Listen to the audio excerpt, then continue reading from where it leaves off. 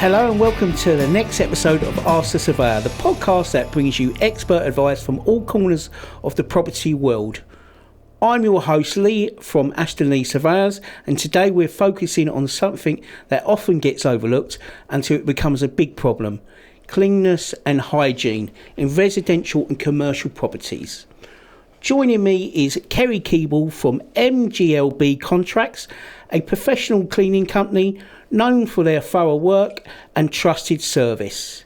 Whether you're preparing a home for sale, managing a rental property, or just want to keep your space spotless, this episode is packed with useful advice. Thank you, Kerry, for coming along. Thank you for having me. So tell us a bit about yourself, Kerry. Where was you? Have you always been in Essex? Where was you brought up? Yeah, I was born in Malden and I lived in Latchenden, so... Posh. Yes. Posh part of Essex. Well, kind of. It's a little village. It sounds posh. So you progressed from school straight into the cleaning industry? No, actually. I grew up always wanting to be a hairdresser. So I left school and went straight into hairdressing. Qualified that, realised I absolutely hated it. And then I went into caring. Again, realised I absolutely hated it, and all the way through hairdressing and caring, I did cleaning on the side, and I managed to get myself a little job. And she said, "Oh, Kerry, do you realise you're actually quite good at cleaning?" And I said, "How can you be bad? It's a cleaning job. How can you be bad?" And she said, "No, you don't realise how bad and how tough it is to get a good cleaner." And that's when I started, and I jacked everything else in and went, yeah, all right, then I'll do cleaning.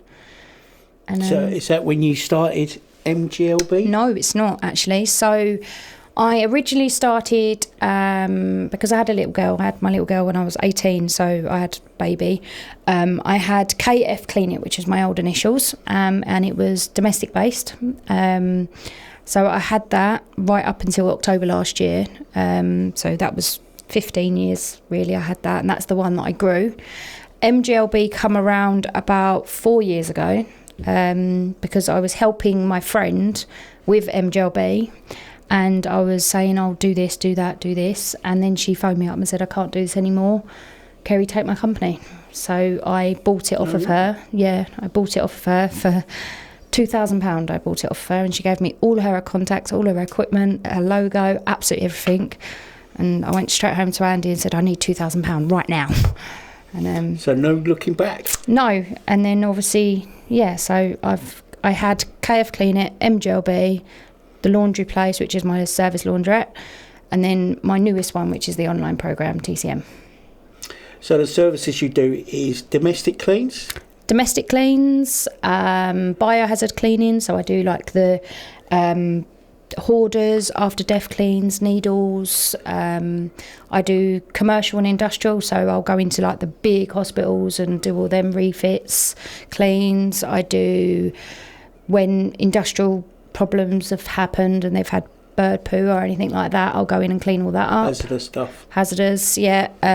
Daily commercials, end of tenancies. Sparkle cleans for builders. Sparkles, everything, literally handovers, sparkles, everything. And you've got a laundrette. And I've got a service laundrette, yeah. How many have you got then? Just the one, or you? Just one, and I'm hoping to get my second one very soon, but it's becoming a bit of a headache situation trying to find a laundrette. Is it like the one in EastEnders? What, the laundrette? Yeah, well, I actually put that on my socials. I'm the newimproved.com, and that's what I used. I love it, absolutely love it. So, Kerry, what areas do you cover? It's a hard question, really, actually, because obviously the bigger the job, the further I'll go, like everybody else. But I've been known to go right outside the other side of like North London and things like that. I'll go to Clacton, Ipswich. Obviously, it's going to be a little bit more expensive if you're ringing me up for a 3-bedroom deep clean in London, which is like 2 hours drive. I won't go there. Yeah. But if it is a 3-bedroom house that's hoarded in London and it's going to take like 3 or 4 days to clean it, then obviously I'll go there because it's a bigger job and it's going to take a lot more time and it's worth me going. Probably it's Essex, is it? Yeah, I tried to stay in Essex, yeah. Keep the overheads down. Yeah, that's it. Well, you don't have to pay the driving fees and all that to get to London. So is it mainly Malden areas and stuff like that? Is it your domestic cleans? No, I like, so from my domestic and like the commercial, like the dailies, I go out to like Colchester, Chelmsford, the Dengie area. I try to stick around there for like the dailies. And then, like I said, the bigger the job, the circle grows, really.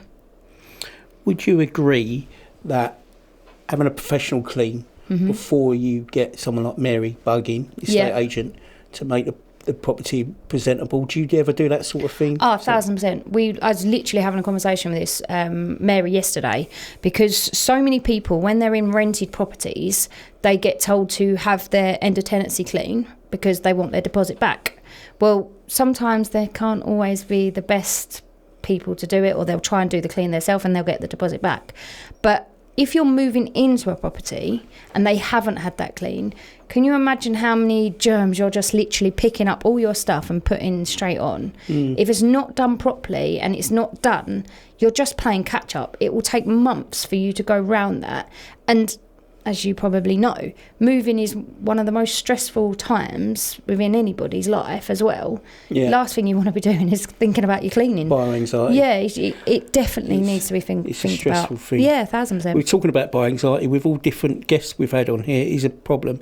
So people's different level of cleanness is massively different.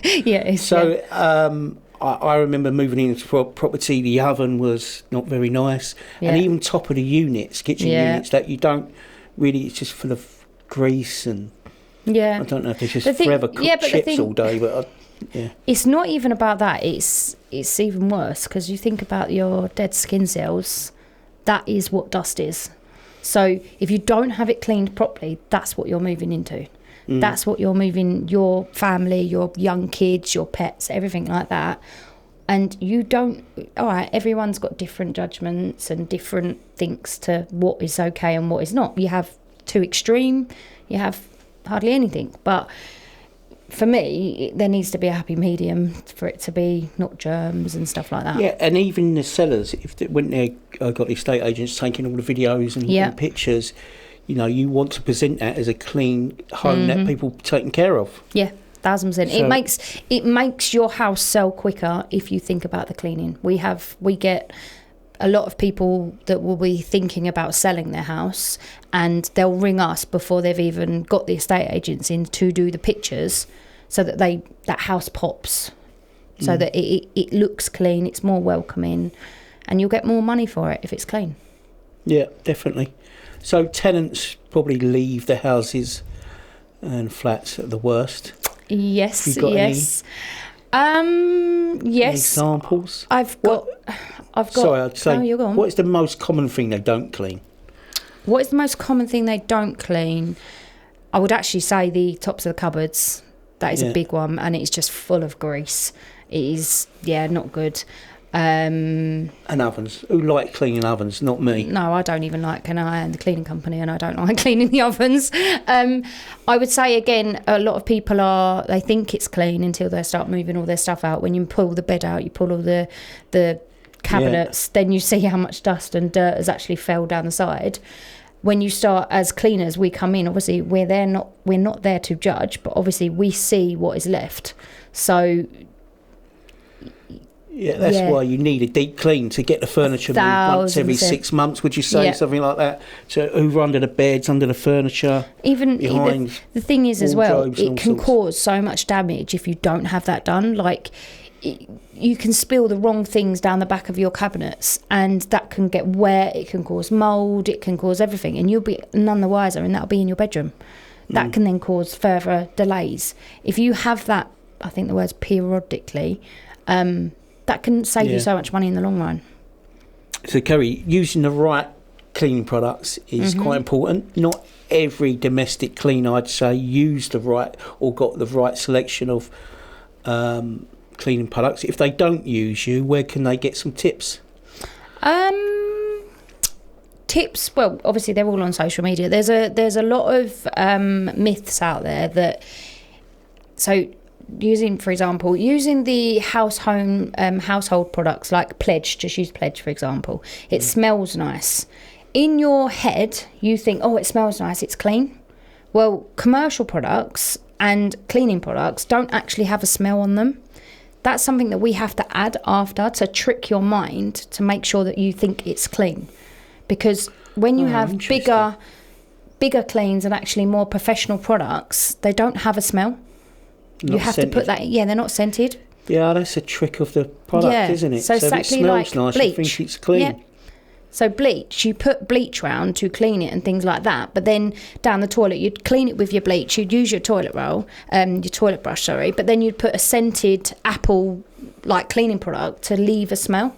Yeah. Because in your head, you think, oh, it's clean because I can smell that. So the commercial product's a lot better. So you'll 1,000%. So it's just not your skills; it's your products that use a lot better than a domestic cleaner. And if you've got the cleaning products, a lot of people make the mistake of just cleaning straight away. They'll just put the product on and straight away wash it off. Cleaning products have to be used a certain way to be able to get the best results out of them. So for example, in a bathroom, you spray the products on, you should leave it for a little while, go back to where you first started and scrub that in and then clean it off. Not just spray it on, clean it off straight away. It doesn't work like that. It needs time to actually process and do what it's meant to do. Right. And that's what makes the difference between a good product and using it correctly. Sorry, I get very passionate about it. Well, I've already been using it wrongly, I know already, so I will try that. So what sets you apart from other cleaning companies? What makes you different? I know what you're different, but tell them. I don't know, really. I prompt you in that you got a professional personal service. Yeah. That anyone can pick up the phone. Yeah. I try to be... One of my my sayings is that we're changing lives, not just cleaning. So it is a very professional personal service, because some of the people can come to me at the lowest point in their in their lives. They don't want to be hit with judgment, whether it's just a normal weekly clean or in an office. People are struggling. It can start off so many wormholes. So whenever somebody rings me, my biggest thing is there is no judgment. I don't care. It's not the right words, but I don't care where you're from, what you've done. I'm there to help you. End of. And that's what I try to really stand out within my company. Yeah, there's a lot of companies you pick up the phone and it's just so machine-like. You know, there's no personal touch. No. That's what I've noticed with your service. Yeah, I put all of my team, they've some of them have been with me 11, 12 years. We are, without sounding too cheesy, we are a little family. We take the mick out of each other all the time, and we make it. Yeah, we're there to help. End of, really. So going back on to professional cleans, and when people are selling their homes or moving in, how important is it to get a professional cleaner and not me doing it? Oh, 1,000. It's so important. No offence, but you're not going to clean. You're not going to clean it how we clean it. No. It's as simple as that. There's nothing. Putting it very bluntly, yes, you're going to save yourself £250, but them landlords, they kind of want to keep that deposit. That's their money. They've had that property. That's their little top up. That's their upsell. So getting people like me in will get you that deposit back, and it gives you okay, it's safe. I'm going to get that money back. Yes, it's going to cost you, but it's you need to be doing that. When I'm cleaning my house, I'm glad you're tidying things back up and it's clean. But when my cleaner comes, when I walk in a house, it's like wow, and it is such a effect on mental health. Oh yeah, 1,000%. It is. Yeah, it's underestimated, I think. So I mean, I can afford a cleaner. Yeah. But it doesn't cost that much. No, and the thing is as well, it's the busier we get as in our lives and work and things like that, we don't have time for it, and we don't realise how much that affects us, the mental health side of things, if it is left. When you have a cleaner come in, the release of relief that it brings, having ironing done. If you know that you've got a massive pile of ironing, getting that, I use my own laundrette because I don't have time to do my own ironing. And I'm like, oh, this is bliss. And the cleaners come in my house when I'm busy.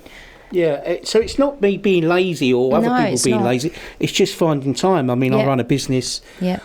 So that that prioritises. So And it's I wish I could find like 6-8 hours to clean my house, but a cleaner could do it in 4. Yeah, and so it's the stigma. Not cost effective. It's the stigma as well, because a lot of women don't want you in their house because they feel like they're bad or failure at being a mum or a woman as an adult. Yeah. And then it goes to the elderly as well. People feel like they don't want to ask for their help because they then feel that they're getting older and they don't want to give that responsibility over. It's the mindset of 1,000%. They feel like they're being looked at as being lazy and dirty, and that's not the case, is it? And it's not the case at all, and that really, really needs to change, because we're all busy humans. Whether we've got husbands, kids, dogs, lives, work, everything, it's something that needs to be okay in your head to not have that pressure on your shoulders.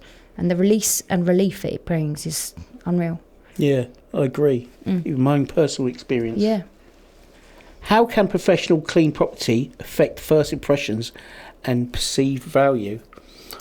I can tell you a little story. I done a survey on a house, a famous footballer's house. I won't say who it was, but they had the carpets, like the stripes in the carpets, like a football pitch, and it all looked very neat and tidy, and it just looked at the house, and it gave me an impression it was a well looked house. Even the way the carpets were hoovered, and even toilet rolls where they fold them round, and stuff like little tricks like that. So I'm going to use the example of businesses here, because obviously when I get a call to go and view a commercial property, obviously it means something's either going wrong or anything like that. Very recent, I'm not going to name the school, but I went to a school and there is a lady that's taken over, and she said, Kerry, I just need help to really, really bring this back up. When I say that I've done this for 15 years, this was probably the worst school that I've ever seen. And I could see her and these 2 teachers absolutely disgusted with the level of cleanliness within this school, that I've just sent a quote that's in their thousands to come and deep clean it in the 6 weeks holidays, because parents are going in, kids are getting sick, staff are getting sick. They're judging straight away. I do it. I go to restaurants, I go to offices or anything, I sit down and I just think, well, if you're willing to let it get like this, how is the back end of everything? I judge straight away. I know that's what I do and that's what I look for, but even like I've been banned from the family spa days because I went round, everyone was relaxing, and I went round going, Mum, look at the state of this, get up. So I'm not allowed on the family spa days anymore. I look at buildings all the time, and I get told off when I'm at a restaurant. What are you looking at now? Well, there's a bit of that plaster should be filled, and anyway, So that's a good point, because when I go to restaurants and places like that, if the toilets are not clean, and I see it a lot, it really does put a bad impression onto me. If I go into, and it's surprising how many businesses are like that, but if the toilets are really clean and you've got soap and hot water, it really does, with me anyway, hide impressions of it. And I think it builds trust. If that is a customer facing place that you're going and they're looking after it that much, then there must be all like processes in the background to look after everything. They're looking after it. If they walk you in and that's their dingy little toilet, it's grubby, there's no toilet roll or anything like that, what is everything, if they're willing to show you all of that, what is everything in the background looking like? And it's not even just the toilets. When you walk into a building, if you're trying to sell to a customer or anything like that, that's the first judgment they've got of your whole business.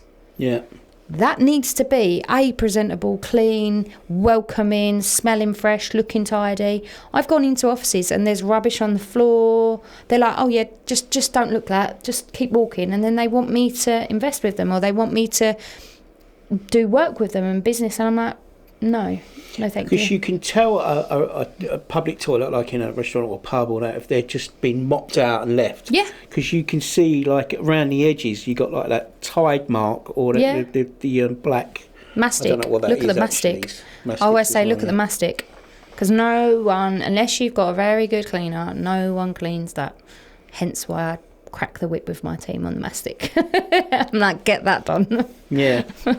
Yeah, it's attention to detail. Oh, 1,000%. Even when it comes to schools, I took over a school. This is a different school. I took over a school. It's a lovely, lovely school. This is a private school. And I took over their previous cleaners, and I went in and I was like, right, we're going to do this today, and we're going to deep clean all the rooms and go around and look after them. And she was like, no, Kerry, we don't do that. We only do that on the deep cleans. And I said, no, we are going to look after this properly now. We need to do all of these jobs. They can't just be left to once a year. And it's shocking how accepted that was. And that is across the board on schools, that's okay, because they'll do that on the deep clean once a year. Yeah, it is about looking after it and attention to detail in all properties. Going back to basics, to explain to the viewers or listeners, what is the difference between a general clean and a deep clean? Oh, okay. So general clean is something that you're looking after, dusting, wiping, hoovering, mopping, bathrooms and things like that. A deep clean, it can vary. A deep clean, you can have, like, you do all of that, but you can then also have, like, inside of the kitchen fridge, inside all the kitchen cupboards, they take them all out, wipe them all down, put it all back. In your bathroom, they'll be concentrating on all your tiles. If there's any lime scale, they'll be concentrating on getting that up. Again, you can then go from deep cleaning to like a higher platinum clean for a deep clean, where they're reorganising all your cupboards, and they'll do like the washings and everything. So there's loads of different levels. Platinum sounds interesting. And I can see Lisa going, ooh. Do you do a service where you throw away bad fashion? No, no. So regarding clothes and clothes cleaning, washing machines, I didn't know that there's filters at the bottom of the washing machine. There's filters on tumble dryers. Yeah, there is. Yeah. There's these things you got to clean on a dishwasher. Yeah. And is that something you do where you're cleaning? Yeah. You look out for. So again, like on the deep cleans and the platinum cleans, we'd pull out all the washing machine drawers, soak all of that, because again, it builds up. And then that's when things go wrong in your washing machine. So if you don't do jobs like that, it then bites you in the bum later on, because you're then having to replace everything. So yes, Lee, please do it all. Yeah, I found my trolley token. Yeah. That I didn't. I actually lost my engagement ring in my washing machine for 6 months. And when I was actually cleaning out my filters, I actually found my engagement ring. It was in there because I'd put it in my back pocket. Yeah. And my husband was like, oh, damn it, now I'm going to have to marry her. Tumble dryers, the filters on tumble dryers is important because it can cause fires. Yes, it is very important. I think that is the cause of Grenfell was a tumble dryer. I don't know if it was the filter, but it was a faulty one or not a cleaned one. Yeah. So it's important. Yeah. So that would be part of our deep clean, that we would empty that and hoover that out as well. Not just, because a lot of them would have like the thing, we hoover them. And in my laundrette, that's part of my daily close down, is that we empty the massive filter. Like my filter's like this in the laundrette, and they pull all the fluff out, but they actually hoover it as well. I can't believe the amount of fluff I pull out every time. Yeah. It's like your clothes must be disintegrating. Yeah. I always think that. Where's the clove left? Yeah, and they don't seem to be getting thinner and thinner, but all this fluff, you think, where's all this fluff come from? Kerry was talking about specialised services, cleaning services. So end of tenancy cleans, what does that involve? So end of tenancies are exactly the same what we was talking about earlier, which is the move in. They're the ones that are moving out. So you've got like different services. You've got your deep cleans. So this would be the landlord instruction to do this, would it? Or the homeowner. A lot of them are the homeowners because they want the deposits back from the landlords. So it's actually not the homeowners, sorry, it's the renters, tenants. So they'll contact us, book the end of tenancy in before they give the keys back, they'll get the inspectors in, like from the estate agents and stuff like that. So we work quite closely with a lot of estate agents. And what is a post-construction? We know as sparkle clean. Yeah, so post-construction. So normally you have 2 stages. So you have a builder's clean and a sparkle clean. So a builder's clean is before you do all your snagging. So like the mastic, if there's any screws like that need putting in or anything broken or anything wonky, it's right before the handover of giving the property, like the site back. So you do your builder's clean. That's where you go in and get all like the grout off, all the paint splashes, like you'll use blades, use toothbrushes. Window stickers, all the kitchen like film and stuff like that. Then what I tend to advise is you leave the site for at least 24 hours and then you come back for a sparkle. So a sparkle is then basically a re-hoover, re-mop, rebuff, and just basically handing it back gleaming, because on the post-construction, yes, we're cleaning it, but we're also kicking up a lot of dust. There's a lot of people still walking around. That dust has then got to settle, and that's what then we get back on the sparkle. There's trays doing little bits of touching up and stuff like that and snagging. Oh, yeah, they hate me when I rock up on site because I'm like, you finish, get out, I want to clean it. I come in like a bull in a china shop. You're rubbing down filler now. You're too late. Yeah. I've had it before. We went to a massive builders clean in London, and in the middle of the clean, this guy had come in and he just started drilling a massive hole in the ceiling. And I said, "What are you doing?" He said, "Oh, we've got a mistake." I said, "I'm cleaning. It's too late." And I had to go and hunt out the site manager and sort your guy out right now. But yeah. It happens, unfortunately. I've seen it a lot. Yeah, you have to work with the site managers and the guys on the site. Sometimes the site manager will tell a trade to do it, and then it's too late when he's found out they haven't done it. Yeah. Oh, you need to do that. We're not going to get handover. Yeah, so it don't matter if it's sparkle cleaned or not if they haven't got that element. Yeah, the cleaners get a lot of stick because we're normally the ones that are really like kicking off because we can't do our jobs and everyone should be done. Yeah. And we go around bullying people.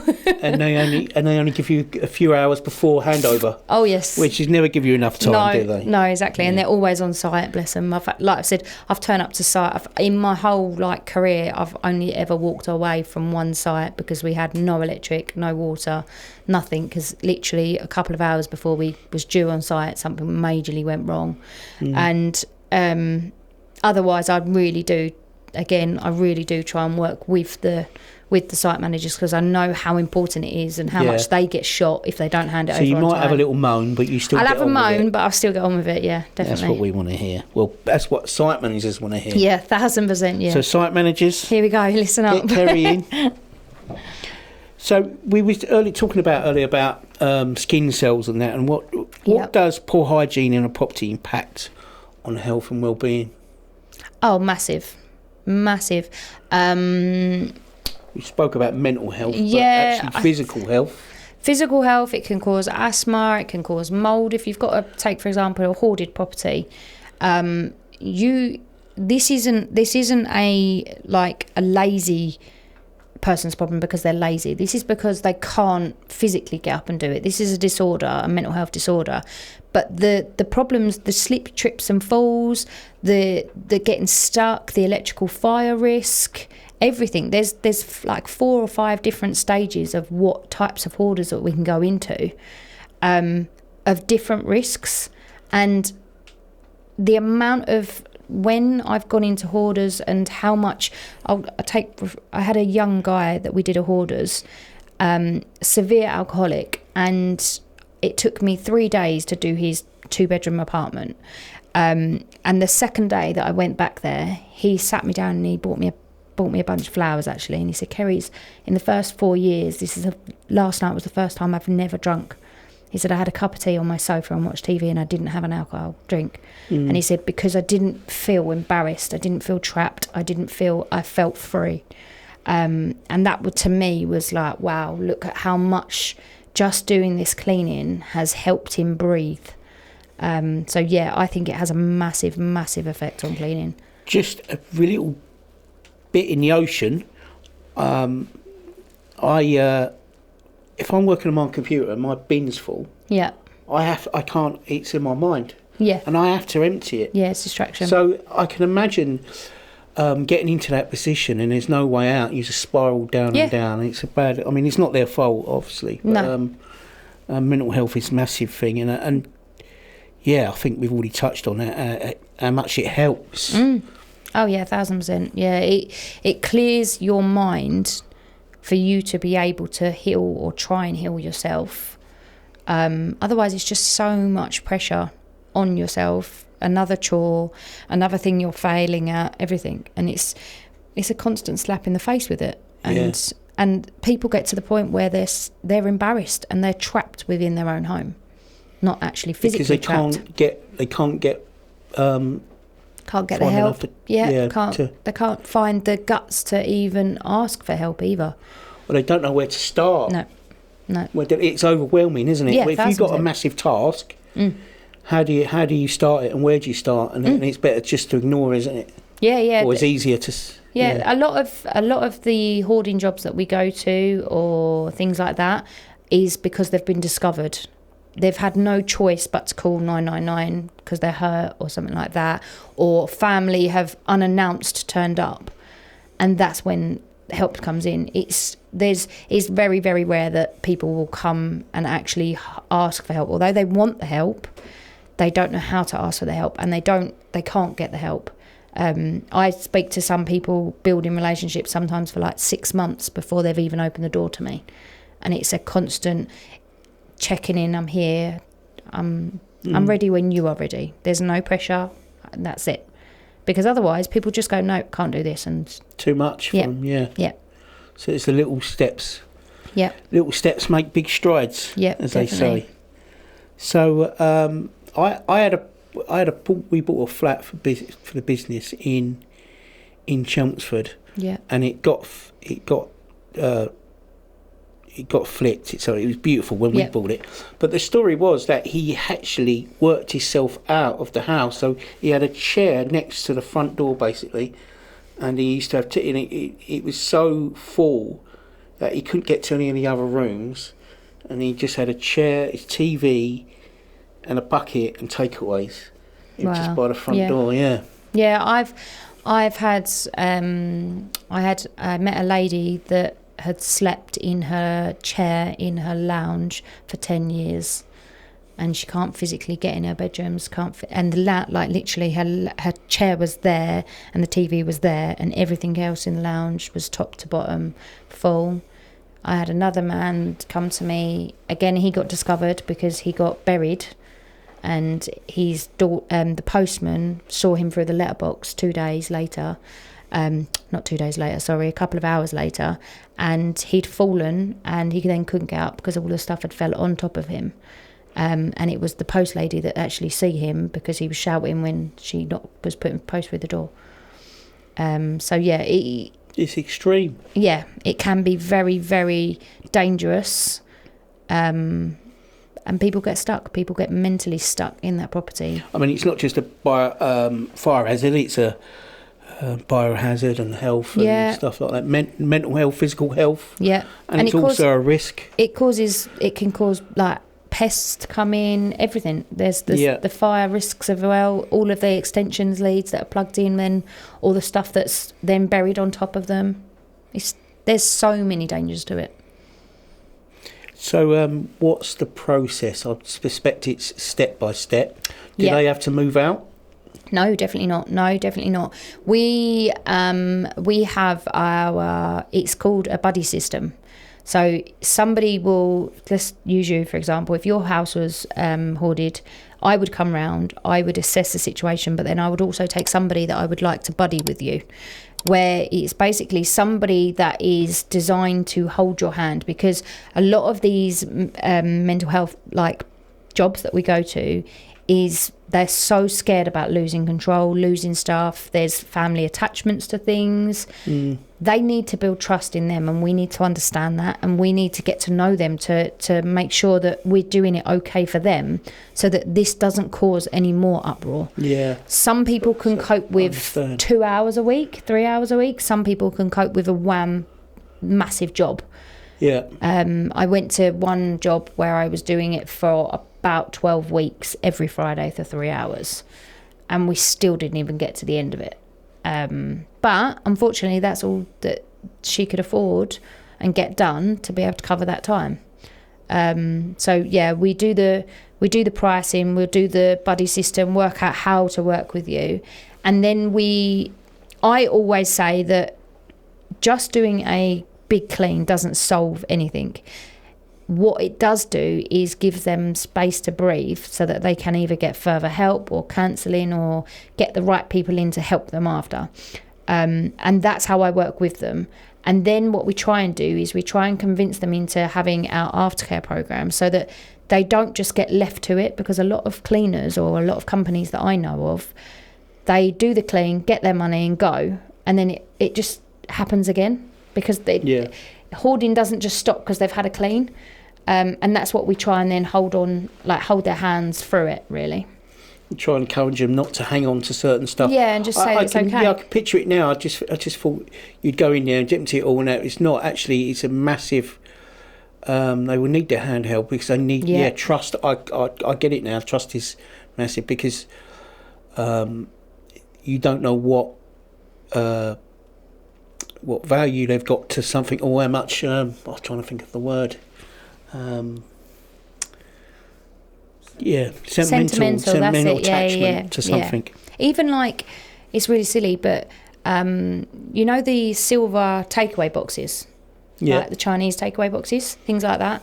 I went to a Hoarders once, and he had a massive stack of these tinfoil things all in this kitchen, and literally the whole side of his kitchen was just all of these.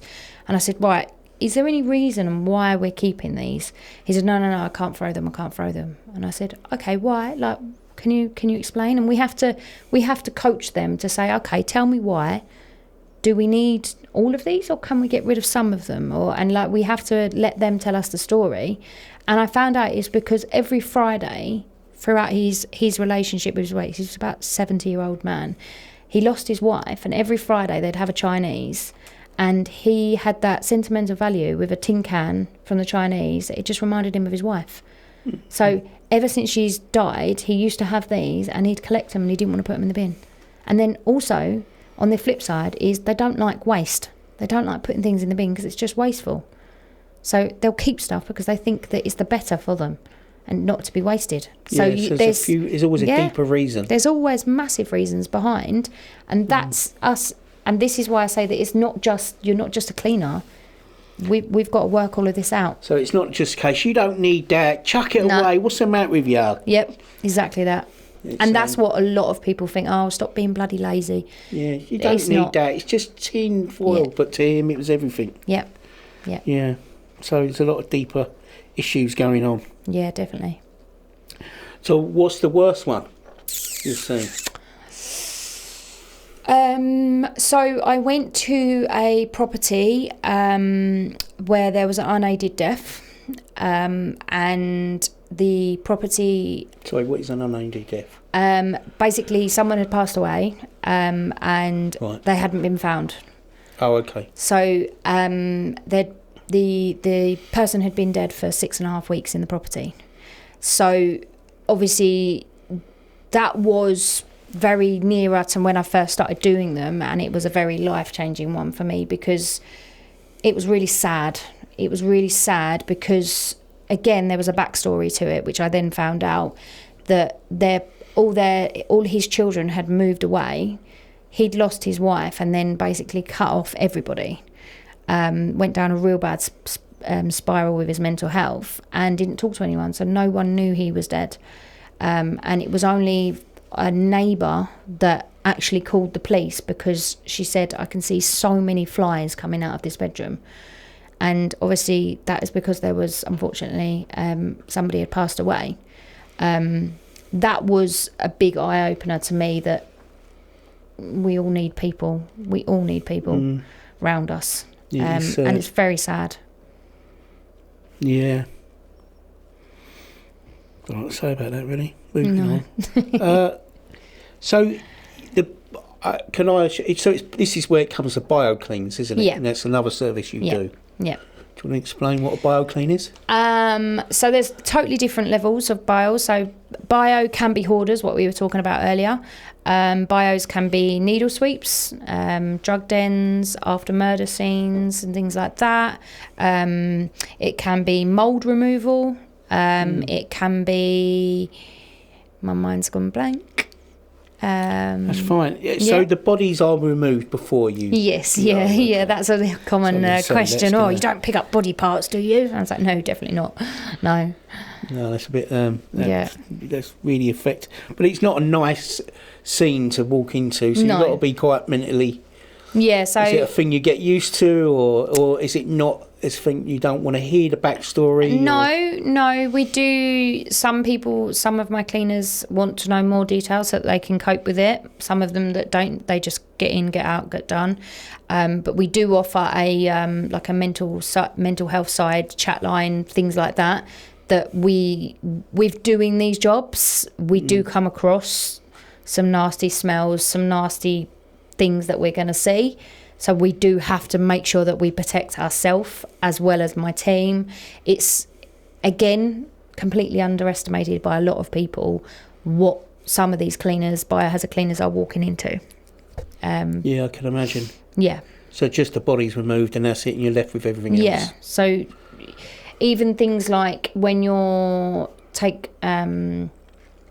doesn't really happen as much here, but shotgun suicides, things like that, we have to check all the walls to make sure that the fragments from the bullet hasn't damaged and got anything on the wall, and then we would be responsible for cleaning that up.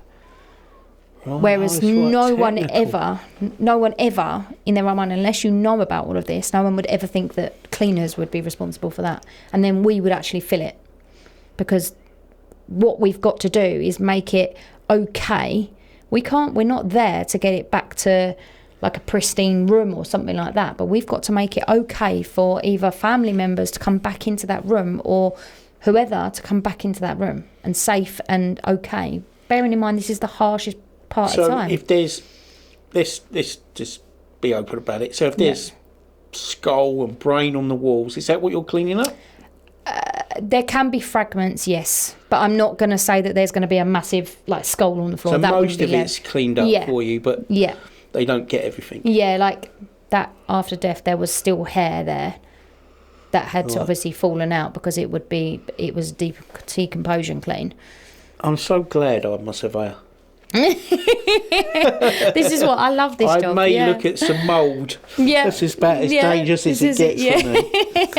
Everyone's like, I don't know how you do it. If the building looks like it's going to collapse, I just say it looks like it's going to collapse. I'm not going to go into it. Yeah. So, No, there's a lot to it that people do not realise, and obviously, unless you've got a strong stomach, people then don't want to hear about it because it's not a nice job. And that's why a lot of people have to pay a lot of money, because these jobs are hard work. So our conversation started as basic cleaning, but now we've really gone into mental health, and it's good that you really are into the mental health side of things. Yeah, definitely. And is that something you're passionate about? Yeah, it is, because I didn't when I first started doing all of this, I didn't realise how much you have to take on board. So I work with charities now, so that if I go to properties where I think you need help but you physically can't afford to get my help, I work with certain charities that I can pass them on to the right people so that they can get the help. And I didn't realise, I think I was a bit naive, I didn't realise how much it affected all your mental health and how much mental health affected this side of things. I didn't realise how close they work together, but they really do. So you keep a close touch of your employers? Yeah, I have to, yeah. So how many employees have you got? So on this side, currently at the moment, it's 38 cleaners. Wow. Yeah. And that's from what teacher said something to you when you was younger? So when I was about 13, I'm dyslexic, and I've got ADHD, so I was dyslexic, and I said that I wanted to be something when I was older. I can't remember exactly what I said. And one of my tutors, the form tutor, that's it, she said, Kerry, don't set your heights up high. You're not that brainy. You're not going to ever really be successful. And wow. yeah, it's always stayed with me. So I'm very, very driven to basically prove her wrong. Yeah, and perhaps she said it but I hope people, teachers don't use them tactics no more, because that's really can be mentally impacting. Yeah, massively. It was, I was a child at that point. I think I was about 12 or 13, just gone into secondary school. I'd got told that I was never going to sit a GCSE because my brain size or level was still at the age of a 6-year-old, because I was that dyslexic, couldn't spell my name or anything in year 7, year 8. I don't know, obviously, the background. I can't remember it all, but whether she was trying to be kind and say, look, right, let's be realistic, let's get where we're going to get. In a way, I'm very grateful for her, because she's made me more driven than most people. I've now got 4 different businesses. I'm hiring over 42 people in total. They're all employed by me, and I'm still not done, and I'm 36 years old. So, well, you've come on a long way. Yeah, she's given me the drive straight away, really. Well, let's hope she was doing it in the right way. Yeah, I hope so, yeah. Yeah, well, it certainly worked. Yeah. But it must be mentally crushing. Must be at that age. Yeah, I reckon, yeah. Because that's an important start of your... 1,000%. It can... Teenage girls. It could have gone very wrong. Yeah. It could have gone very wrong. Luckily for me, it didn't. Yeah, you could have turned to... Yeah. Let's be honest, could have turned to the wrong side of things. Yeah. Encouraged to take drugs and drink and stuff, and we all know that where that goes. You started off with domestic cleans. What made you go into these professional, more commercial stuff? Okay, so I will tell you exactly, remember what happened. I had literally just had a phone call where I had signed and won a really good job, which was going to make me like £6,000 profit. And then 20 minutes later, I received a phone call from a domestic client, and she was moaning or making a complaint to me. And she was in a 5-bedroom house. She was happy with the cleaning, but she'd phoned me up to complain about a pillow being diagonal and not straight. And I got off the phone call. I got off the phone call, and I realised that from that clean, I was actually making £6 profit off of my girls, and I have to put a lot of effort in, it just, unfortunately, it just wasn't worth it. So literally within about 20 minutes of after that phone call, I put a Facebook status out saying, right, this is what's happening. Text my husband saying, I'm jacking it all in.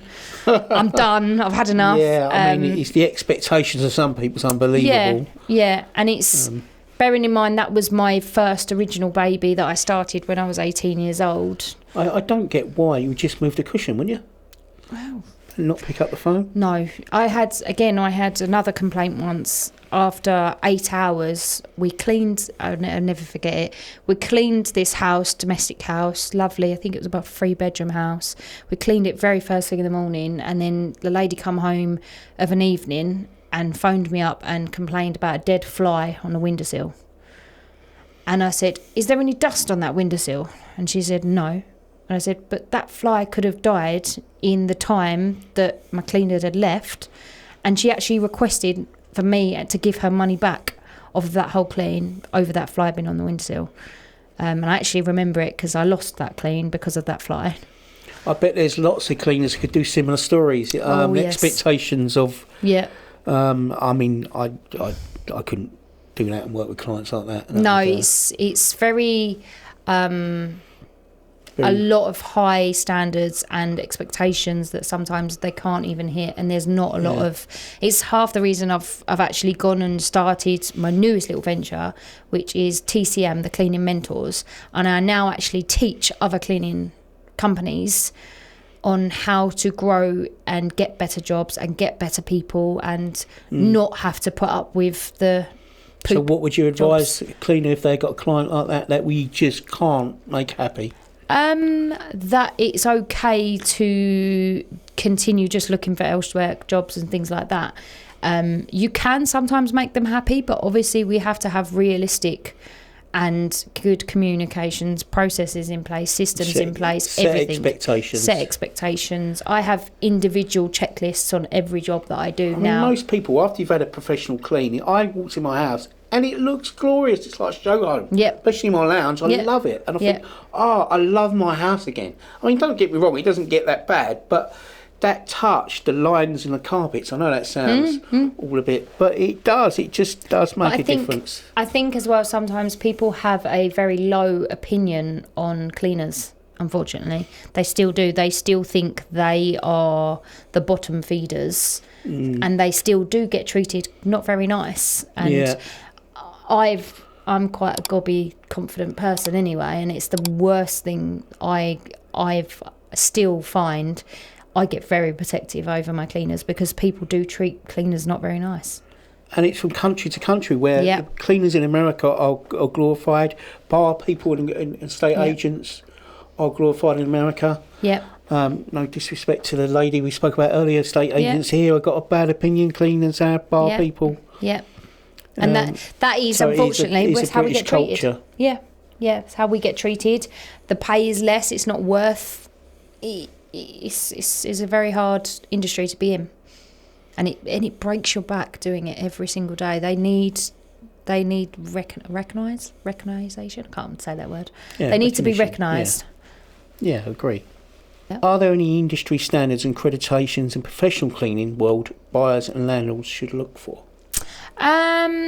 Great question. So again, this is something that means a lot to me at the moment, which I'm actually trying to look into on trying to change this.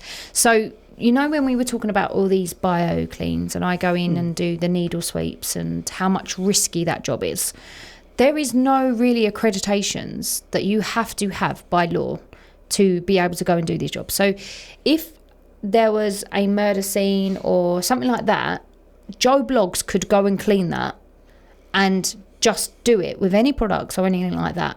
To be able to work for the police or things like the higher companies, they will look for accreditations that you've been on some sort of training to be able to take these jobs. But there is no, like, you don't go to uni and you don't go to college to learn all about the bio side, the chemical side, and all of the body, like the DNA side of it at all, which I cannot understand how risky this job is. Even like mould, the rules on the thing, anybody can clean that off. A lot of people put bleach straight onto mould, not knowing that feeds mould. You can't clean it with bleach. You have to get it off properly and clean it off properly. Sorry, you get me right started on that. So talking about, because I find mould, and usually it's condensation, not managed condensation, you need it in a home. So what products, if they've got a little bit, they don't need to get a bio cleaner in, but what tips would you do as a homeowner if they got a bit on the ceiling? So again, you shouldn't be touching any bit of mould at all. You should be getting a biohazard cleaner in, end of, point blank, because if you clean that little tiny bit of ceiling with mould and you clean it with the wrong product, that can feed it, grow more, and you've then started a little monster growing. Okay. 9 times out of 10, a lot of people will just go to the Tesco's and get like Sillet Bang mould remover or things like that. They're good, but they are misleading. A lot of them is you take the top level of mould off and you actually you dye it. That's why you think you've actually got rid of it. You haven't. You've actually just dyed the colour of it. You haven't got rid of the actual mould. Oh, right. So the spores are still airborne? The spores are still airborne. As soon as you agitate the mould, the spores then come out, and you, the homeowner or Joe Bloggs doing it at home, are breathing that in. That mould, them levels are on the asbestos level, on how dangerous it is. Same as bird goo, I can never say that word. Bird poo. That is the same level. You cannot be touching these things without breathing PPE and things like that. It is so dangerous. I see a lot of bird poo when they have bird poo. Yeah. When they've got I see a lot of bird poo, pigeon poo. Yeah, pigeons. Yeah. When they have solar panels, they roost underneath. Yeah. They don't have the guards round. Or London seems to be a popular place. Yeah, definitely. And again, so many people are not educated, and they'll just go out with their jet wash and things like that. method statements, I suspect, is a big thing. Yeah. So you're training your staff how to pick up needles and So we would do all risk assessments, method statements, basically handle over the RAMs. We'll have all of that side of things. And that's what I'm saying. A lot of people, unless you actually physically go on the training, you don't understand that you need all of this to be able to protect yourself, your team, and the public as well. It's... I mean, needles can be infected, can't they? Can we say prick? A prick. If you get what's the word? If you get a prick from a needle. Yeah. Well, that prick can change your life in such a bad way, and it's can I say that word? Negligence, because you might not be wearing steel cap boots, hard weary gloves, or anything. All your staff read the method statements. You give them toolbox talks, give them showing how to do it. Yeah. So if people are going to select a bio company like yourself, make sure the method statements and risk assessments have been done. Yeah, definitely, 1,000%. It's something that you should be looking into a lot. I know there's other companies who haven't got that backing. Me too. And, I teach them now. They do it cheaper, but cheaper's not the right way. Definitely not. No. If you do cheap, you usually do it twice. Yeah. What's been one of the most rewarding and challenging projects you've worked on?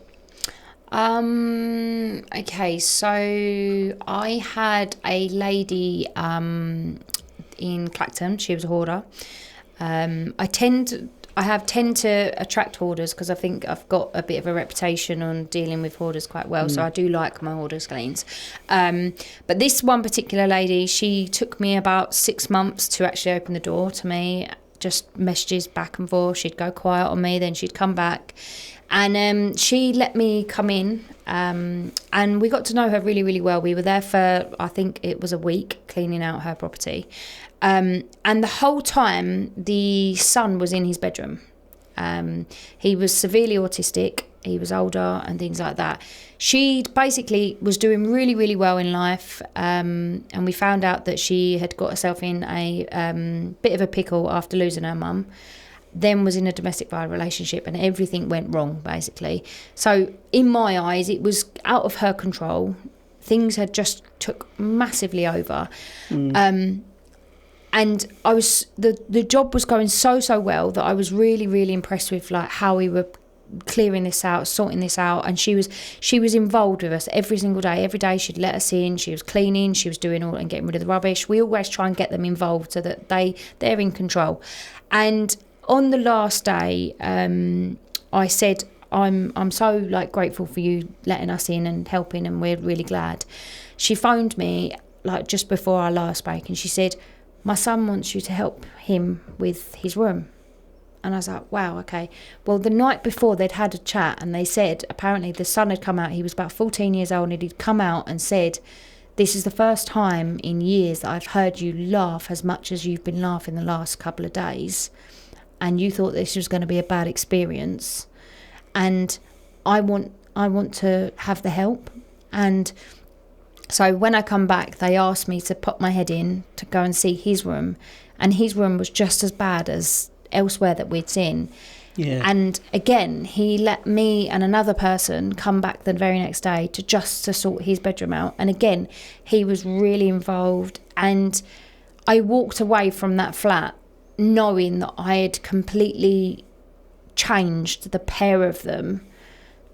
I don't know if they're still like this now, I touch wood, but they didn't take me up on their aftercare program. But I really felt like I'd really made a difference to that job. And that was one of my favourite jobs, I think, personally. I think this is what makes you different from the other companies, because you really understand the mental side of it, and then, and your experience with ADHD and I think so. Yeah, I don't know.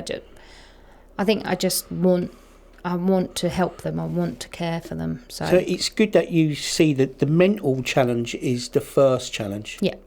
And once you start breaking that down and then trusting you. Yeah, you have to build trust over everything. It's not even the price thing; it's the trust.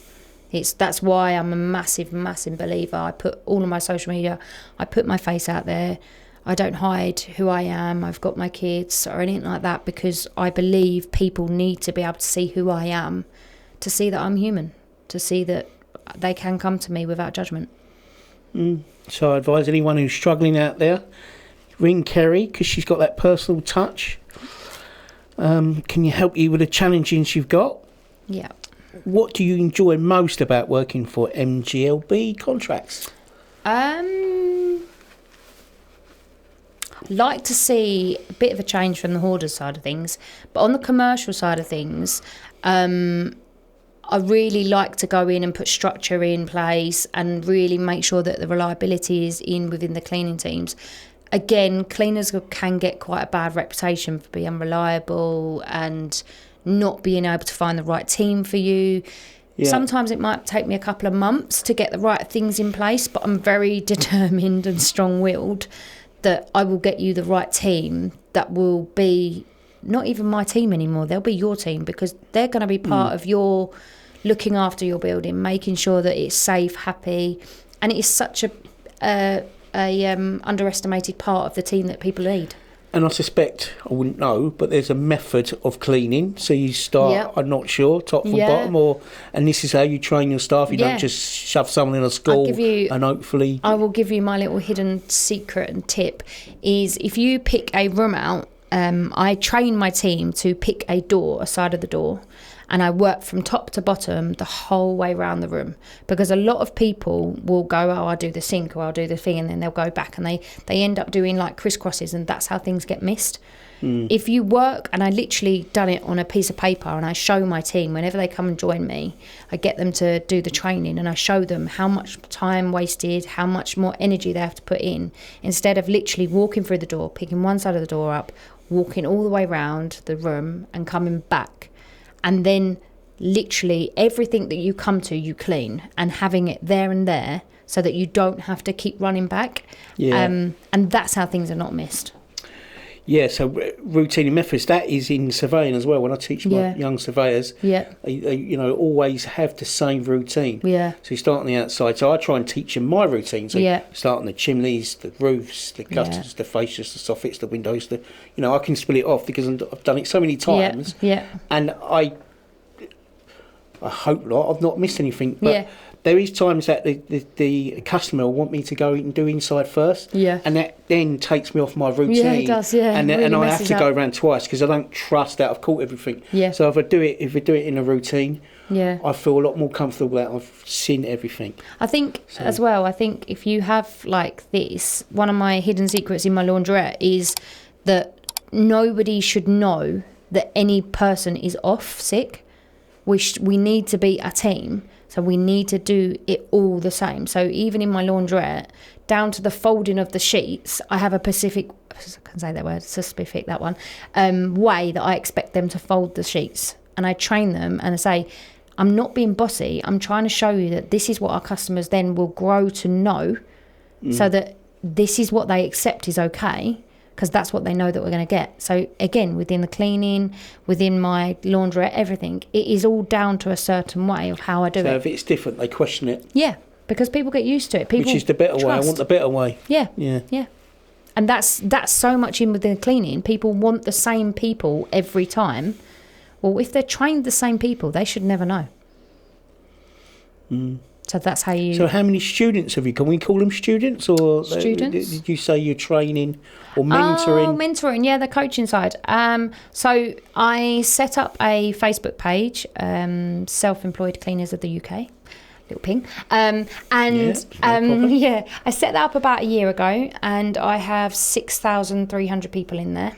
Wow. I have the Cleaning Mentors group, Mentors, and that's on Facebook as well, and that it has got 56 members now in there, which I'm growing, and it's a paid membership for 12 months, and they come in and we break down every step of being able to run a successful cleaning company. And so it's not teaching them how to clean, it's teaching them how to run a cleaning company, how to be successful. And it's not even just... It's how to train your mindset. It's how to put processes in place. It's how to actually understand numbers onto how to price the job. There's so much that people don't... And again, There's no uni or college there's lots program. of cleaning companies start and then they give up. They get disheartened They with do. with the lady with the cushion. Yeah. And then just give it up. Yeah. And that's not fair, because sometimes that's people's dreams, and it doesn't have to be like that. You just need to learn different little bits. Well, the world's cruel. So. Yeah. Anyway, Kerry, so thanks for coming, and I've really learnt a lot today, and maybe changed the advice in my reports about light bleach on mould. So we have to revisit that one. Yeah. So how can we get hold of you? So I'm on LinkedIn, Kerry Keeble, Facebook, MGLB contracts. What's your sales number? It's 0790 550 1218. You say that slower. Oh, okay. 0790 550 1218. Okay. And email? Email is info@mglbcontracts.co.uk. And you're on Facebook? I am, yeah. Social media. I'm on TikTok, Instagram. I love a bit of social media. I've got, obviously, I love my LinkedIn as well. So I'm a little bit of a LinkedIn pest. I see you like LinkedIn. I'm not a fan. Oh, I love it. Yeah. We'd have to have a one-to-one on about definitely. LinkedIn. Definitely. That brings us to the end of this Ask the Surveyor podcast. Huge thanks to Kerry Keeble from MGLB Contracts for joining us, sharing some real gems about professional cleaning and how it ties into property care and presentation. If you're buying, selling or managing a property, don't underestimate the power of sparkling first impression. If you enjoyed today's episode, be sure to subscribe and share it with someone who might need a little extra shine in their life. I'm Lee from Ashton Lee Surveyors. Thanks for listening, and catch you next time.